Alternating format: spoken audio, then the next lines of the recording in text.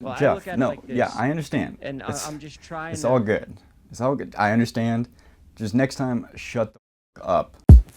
A little background context on our boy Jeff. Insider is working on a story where an alleged by intoxication takes place during a David Dobrik vlog. And like a good reporter, she reaches out to everyone at the scene of the crime.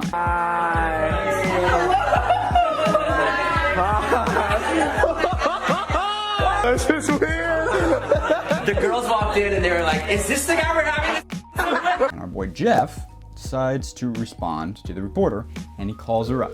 Mistake one, mistake two. Don't buy the alcohol. And then they said that you and Todd left and came back with like a bottle of, I think, Jack. Specific around that. I did not. Talks to the reporter for a long time on the phone, puts down the phone. A few days later, the article comes out, alleging this horrific crime, and Jeff feels like he's implicated in the article. He immediately makes a response video without reading the article. I had no idea about this until this article was published. Well, technically I got reached out to comment on it, and... Mistake number three. After his response video, it's received so poorly, he goes on the H3 podcast live, to try to defend his response video and clear his name. Well, it was because the article had a story from you saying that it was a barbershop episode that... Not in the article. It wasn't in the article. Well, that's what Kat said, and... It's not in the article, dude. You'd think you would read the article. Mistake number four. And I think it's 3 strikes and you're out of here. So what can we learn from Jeff's very poor strategy of what he should have done? Mistakes number 1 and 2. People that have been watching this channel for a while know I say don't talk to reporters. If you're new, it might seem like a novel idea, but do not talk to reporters. Reporters are like police. If the police want to talk to you, I need my lawyer. Fifth Amendment, don't say anything. Reporters want to talk to you, don't say anything. You know who doesn't talk to reporters when they're in trouble? Other reporters. Police don't talk to other police. Lawyer, please. Reporters don't talk to other reporters. Donald McNeil, veteran of the New York Times for over 40 years, gets fired. What does he do? Doesn't say a word to reporters, and instead publishes his entire story on Medium. Allows it to speak for itself. And I quote, "I'm publishing my thoughts here on Medium because I know journalists. Since January 28th, I've been a jackal circled by jackals." Do as reporters do, not as they say. Jeff Wittek, like most innocent people do. They think I'm innocent, I'm gonna go talk to the police. They talk to the police, they get themselves in trouble. Innocent people talk to reporters. They get themselves into trouble.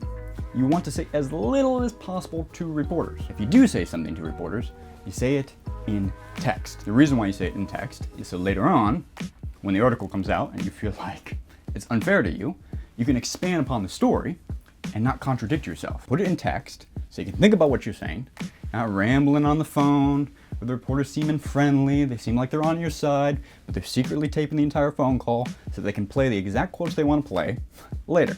Remember anything specific around that? I did not.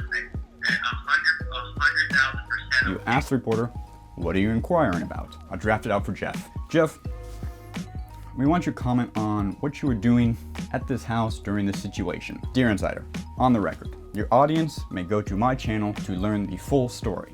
Also, to your editor, tread carefully as I will pursue a case of slander on any wrong fact. This does 2 things. 1, they gotta put in the quote. I'm not gonna say no comment because you did comment. You guided their audience to your channel to do the full story, and you made them aware, not the reporter, but the editor, you made the editor aware that you will be watching the story closely to make sure everything is in order. Not a single fact is out of place. And the editor is going to be more risk adverse than the reporter. Often reporters, they got the story, they got the drama, they got the gossip, they want to put everything in. The editor's job is to back off. What can we actually verify? What's going to get us in trouble? Because they're the ones that have to deal with management. They don't want a big headache. See, you talk to the editor, you deal with the editor, bypass the reporter. Mistake number 3. You know, everyone advised me not to talk to reporters. Jeff Wittek reads the article, doesn't actually read the article, but gets mad that he's implicated, so he makes a video. He makes a response video so he can air his side of the story. This is not how I planned this. This is a big announcement.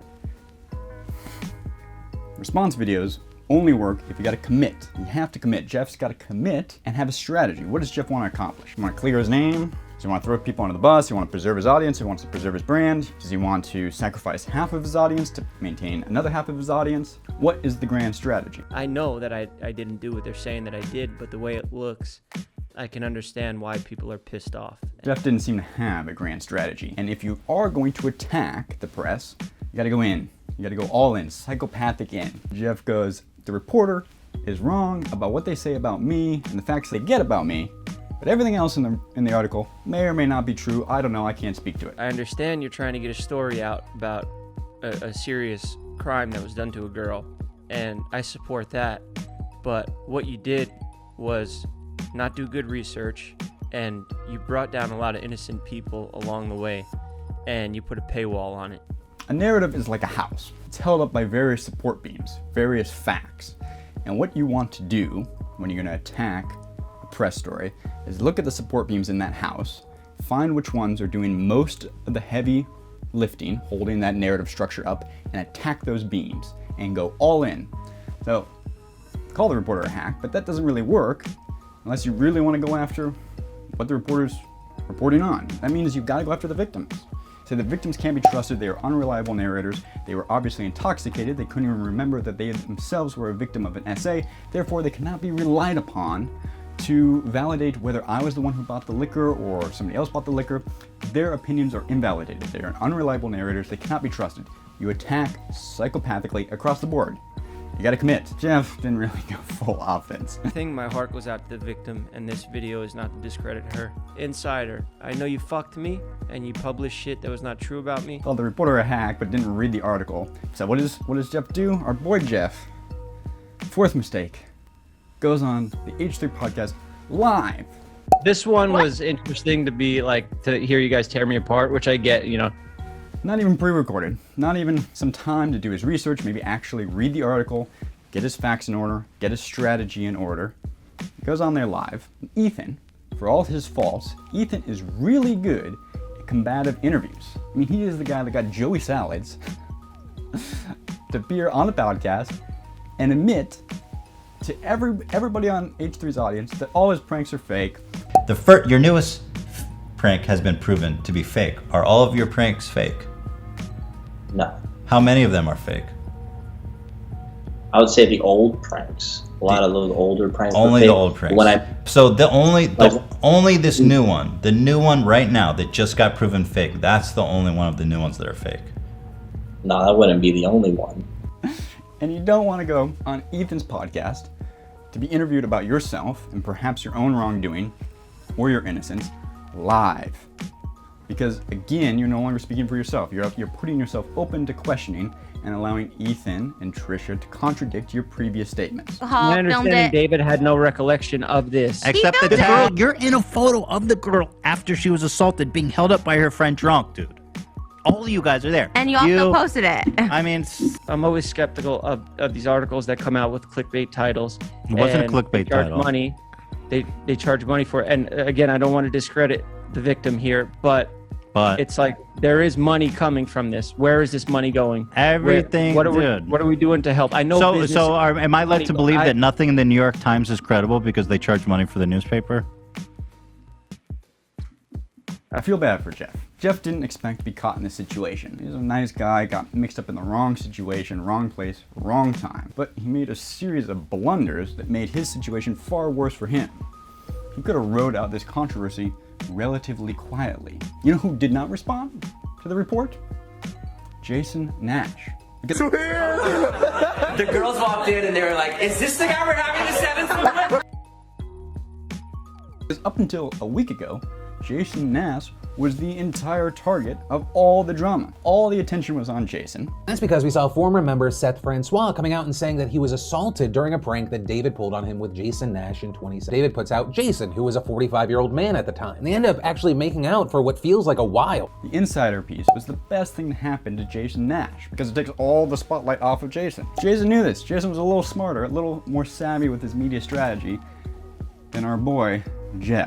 In summation, you want to speak for yourself, don't talk to the reporter, read the article, and then have a cohesive media strategy. That's all for this video. Thank you for watching.